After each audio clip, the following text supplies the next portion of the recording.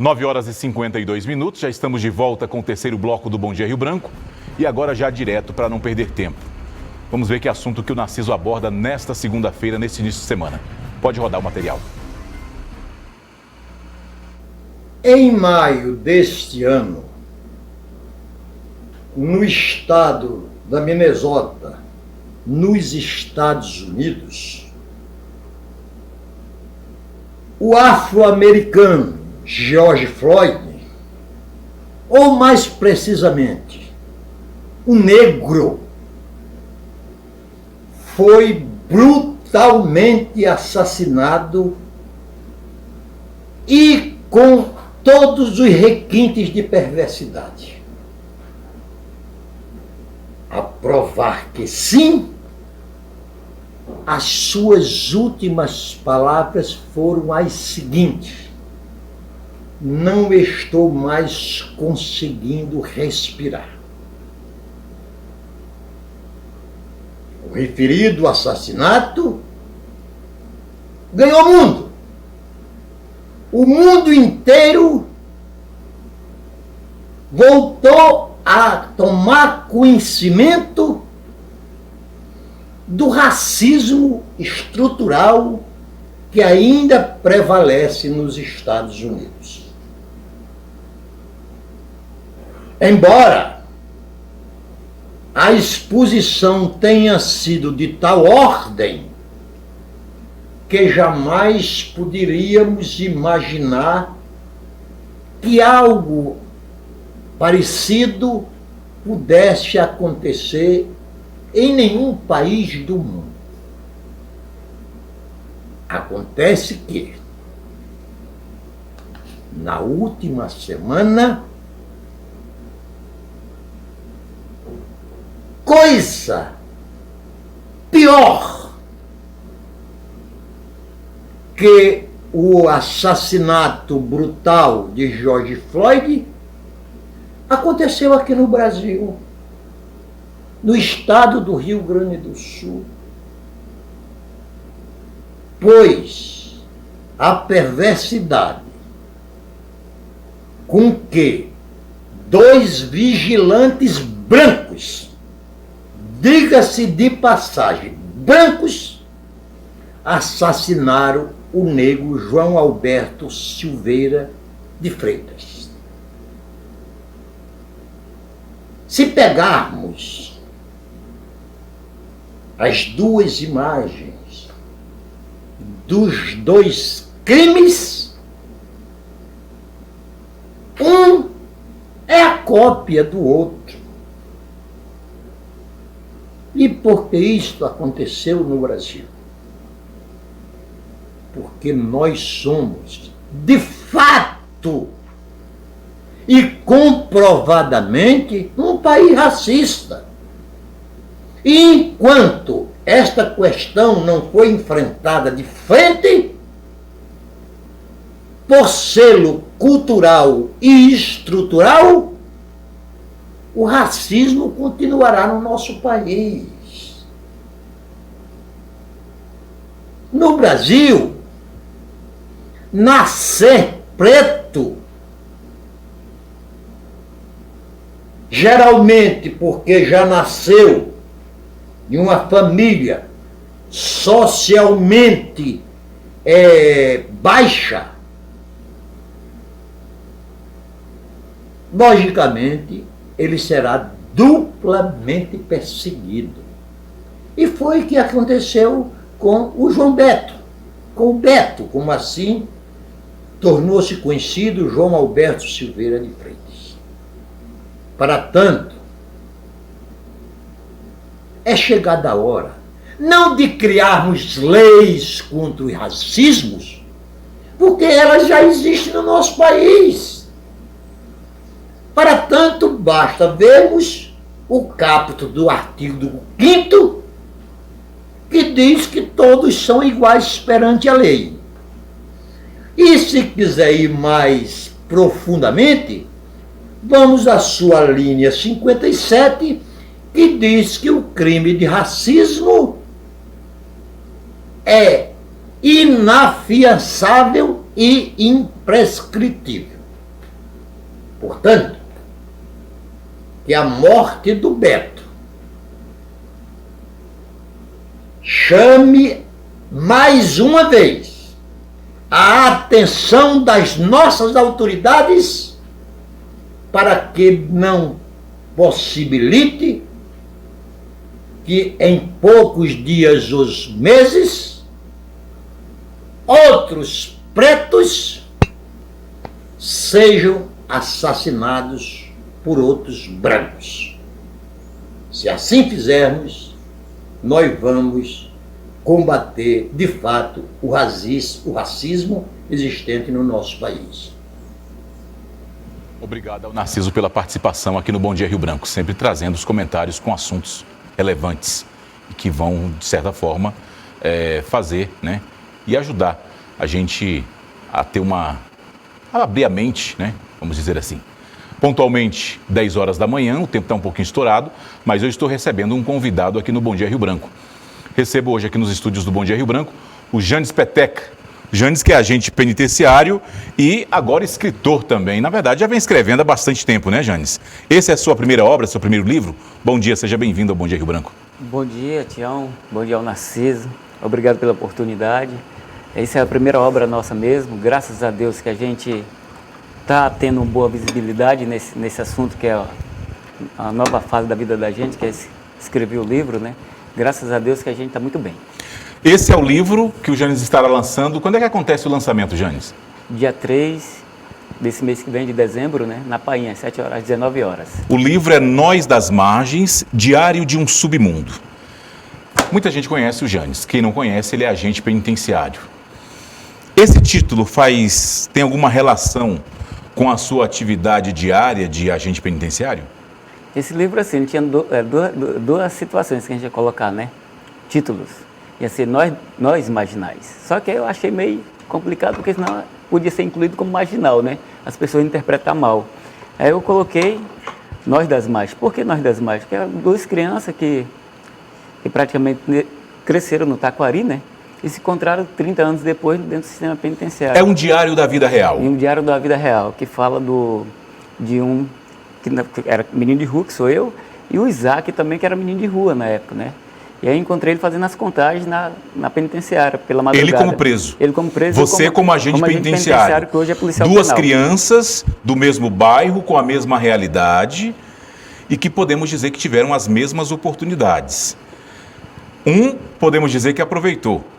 Outro talvez não tenha aproveitado, ou não sabemos por quê, parou dentro do sistema penitenciário, mas como preso, como reeducando. E aí vocês se encontram dentro do sistema e aí você resolve escrever esta obra.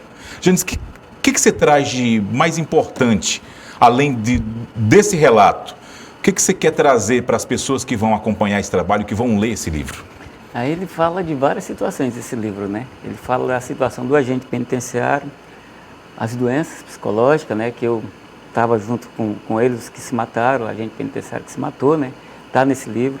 Mostra a realidade nua e crua do trabalho do agente, as condições péssimas de trabalho do sistema penitenciário, não só para o agente, mas também para o psicólogo, o assistente social, enfim, para o pedagogo, para essas pessoas, né? E fala também das condições também dos presos, né? Ele fala também das situações das famílias que são humilhadas, não pelo policial penal, em si pelo sistema como um todo, né? Esse sistema é muito humilhante. Por exemplo, você que tem um filho preso lá dentro, ou alguém preso dentro do sistema penitenciário, você é humilhado. Você carrega duas penas. A pena do filho que está lá dentro preso e a pena da sociedade, que ela julga como se você fosse bandido. E o livro ele fala sobre isso, toda essa situação das famílias, as condições dela. Então é um livro assim, muito bom, sabe, de ler. Fala também várias situações também da minha vida de adolescente, que eu fui menino de rua, né? Encontrei o Isaac no Taquari, que eu vim de Cruzeiro do Sul. Criança, né? Com 5 anos de idade, eu fui praticamente morar na rua, no Mercado Elias Mansur, onde nasceu o Janes Peteca, né? Eu nasci ali pedindo comida para comer para as pessoas, pedindo as coisas, né? E a gente conseguiu viver. Ninguém nasce bandido, ninguém nasce. Às vezes, ninguém nasce, a sociedade que às vezes que julga a gente, né? E eu poderia ser um bandido, né? Que aprendi a ler aos 13 anos. E aí aprendi a ler e fui estudar. Então, minha professora foi a Marília Santana, que fala no livro, né? A irmã da dona Tapajós, que era juiz, onde eu aprendi a ter caráter na vida, ter honestidade na minha vida, ter estudo na vida, né? Aprendi com eles. Mesmo morando na rua, a pessoa pode ser honesta? Claro, sem dúvida, mostra assim a realidade e a gente cresce na vida. Por exemplo, hoje quando eu construí uma associação do sistema penitenciário, eu tinha um carro, tinha uma moto, doei tudo para fazer aquilo lá. Mas você me pergunta se eu me arrependo disso. Não me arrependo de maneira alguma, eu acho legal, sabe por quê? Porque depois que eu saí de lá, muitos servidores entraram em depressão. E aí o que ocorre? Eu tenho um tempo, que fala no livro, que eu morei próximo ali do PS, porque eu via muito a gente deprimido, porque é aquela galera que vinha de outros estados, né, passaram no concurso público e ficaram sozinhos, solitários, muitos entraram na droga, muitos entraram em depressão. E isso aí a gente vai falar lá em São Paulo também, que lá em São Paulo a gente vai fazer o lançamento em São Paulo. Eu preferi fazer aqui porque eu nasci aqui, né? E no Rio de Janeiro, ele queria que eu fosse fazer lá a editora, no Rio de Janeiro, só que eles queriam ficar com direitos autorais depois que leram a obra. Aí eu digo, não, vou fazer aqui, não, prefiro. E esse livro, Tião, é um livro fundamental. Quando é que acontece o lançamento? Dia 3. Dia 3 de dezembro. A partir de que horário? Às 19 horas, onde? Na Paim. Lá na livraria Paim, na Rua Rio Grande do Sul. Na Rua Rio Grande do Sul, é no centro. Depois você lança o livro em São Paulo. E em São Paulo, dia 13. Dia 13 de janeiro, em São Paulo. E posteriormente no Rio de Janeiro. Isso, aí eu vou fazer aquela São Paulo, depois o Nordeste também. Porque no Nordeste tem um estudo de causa lá, que fala das condições do agente penitenciário do policial penal. Quanto tempo você está no sistema penitenciário, Janes? Eu vou fazer 10 anos, já tenho 10 anos no sistema penitenciário, porque eu sou servidor público há 23 anos. Muito se fala, as pessoas falam, a gente às vezes até repete isso aqui na televisão, que os presídios no Brasil, em geral, são verdadeiras faculdades do crime. Pela sua experiência como agente penitenciário, talvez não esteja nesse livro, mas não sei se você tem ideia de colocar em uma outra oportunidade, em uma outra obra, e se você tem ideia se realmente é como as pessoas falam. Por exemplo, há injustiças dentro dos presídios, pessoas que não cometeram crimes e que estão lá, ou pessoas que entraram lá por crimes de menor potencial ofensivo e se tornaram verdadeiros bandidos, verdadeiros chefes de organizações criminosas, foram formados dentro dos presídios? Claro, a gente vê a situação, a gente tem que separar o joio do trigo, né? Tem muitos presos que estão lá dentro que são inocentes, isso é notório, porque no livro ele fala, no Brasil só vai preso quem é pobre, e é verdade. Se você for pegar hoje, aqui no local, aqui em Rio Branco, se você for pegar hoje, duas situações, o Fura-Fura. Fura-Fura é um preso que foi preso na década de 90, ele roubou um galo de um delegado. E aí lá ele assumiu todos os BO, celular, matança, tudo foi ele que assumiu, que não cometeu crime nenhum lá dentro. Então ele assumiu porque é necessário, a regra do jogo da cadeia é isso. Então o que aconteceu? O Fura-Fura está preso até hoje. Aí vamos pegar agora recentemente o roubo dos remédios no governo do estado do Acre das crianças lá no hospital infantil. De R$200 mil. Foi feita a investigação, não sabemos quem é essa pessoa. Essa pessoa está presa? Não, de maneira alguma. Outra situação bem clássica é a situação da merenda escolar das crianças que foi roubada. Sabe? Onde é que está? Foi feita a investigação, descobriram quem foi, um filho de um deputado. Está preso? Tá, não. Qual é a diferença do Fura-Fura e dessas pessoas que ficam lá? Então, totalmente diferente. Aí você vai pegar. Você pega uma cadeia, como por exemplo, a FOC, Francisco de Oliveira Conde. Lá tem uma média lá no Chapão tem uma média de 1.300 presos. Lá era para ter mais ou menos numa cela, 4 presos por cela. Sabe quantos tem, Tião? 30, 40 pessoas dentro de uma cela. Aí eu te pergunto para a sociedade, tem como recuperar um povo desse? Não tem. Mas tem sim, de fazer um trabalho. Eu, por exemplo, eu já fiz o meu projeto para entregar para o governo municipal que ganhar, para colocar aquela galera para trabalhar. Porque ele tem como condição de botar essas pessoas para trabalhar. Porque o preso, ele é muito educado. Agora temos que saber fazer a seleção de quem você vai botar para trabalhar. Porque não é qualquer um camarada que vai puxar uma cadeia de 30 anos, você coloca ele para trabalhar, para fazer a limpeza dos córregos, do Garapé Judia, do São Francisco do Almoço. Esse é um dos projetos que eu tenho para colocar. E vou protocolar na Prefeitura Municipal de Rio Branco a partir de janeiro, para colocar essas pessoas para trabalhar. Porque eu vejo bem, qualquer um pode ser preso, Tião. Eu posso sair daqui e posso bater em alguém e preso. Eu posso sair daqui, tá tomando no final de semana que eu não bebo, tomando a minha cachaça, matar alguém. Cadeia para qualquer um, pessoal. Por isso que não devemos julgar as pessoas que estão lá dentro. Lá. Eu, de maneira alguma, vou julgar. Por exemplo, eu entro nos pavilhões, quando eu estava trabalhando, no pavilhão da Chapa, entro no banho de sol, numa boa, porque eu respeito eles. Eu não tenho nada a ver com o que foi que ele fez. Eu tenho um direito meu, é respeitar. Você não está lá para julgar, pessoa. você está lá apenas para manter a ordem dentro do presídio, né? Isso. E outra coisa, no tempo das rebeliões, no governo passado, me chamaram para cessar as rebeliões. Eu ia com um argumento plausível, mas eu ligava, eu digo ao governador, tem como resolver o problema, porque se ocorre rebeliões dentro do presídio, é de situações simples, falta de água, falta de comida, porque o preso ele perdeu 2 direitos só. Ele perdeu o direito, a liberdade e o direito de votar. Tudo ele tem direito, sabe? E aí o país trata muito mal. E aí, esse país, como o nosso estado também, ele trata essas pessoas, como por exemplo, um agente nosso que está doente, que adoece também junto, né? Porque queira ou não queira, você adoece dentro do sistema penitenciário. E aí é muito ruim.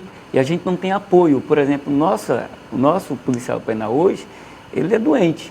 E aí tem algumas pesquisas que estão no livro também, e as pessoas adoecem mesmo e é de verdade, sabe? Por exemplo, o cara, teve 2 já que se mataram, né? E aí fica muito complicado. Se você não tiver um apoio psicológico, não tem condição. Janes, então aproveita e convida o pessoal para participar do lançamento do livro, mostrar mais uma vez aqui, Nós nas Margens. Esse é o livro do Janes, tá? José Janes Gomes da Silva, Nós das Margens, Diário de um Submundo. Será lançado dia 3 de dezembro, a partir das 19 horas, lá na Livraria Paim. Fique à vontade para convidar o pessoal. Então, assim, eu queria chamar toda a sociedade de Rio Branco, sabemos que estamos num momento de pandemia, mas eu queria fazer um convite para a sociedade, para ela vir ver essa obra. E essa obra é uma obra barata, sabe? R$30 um livro desse.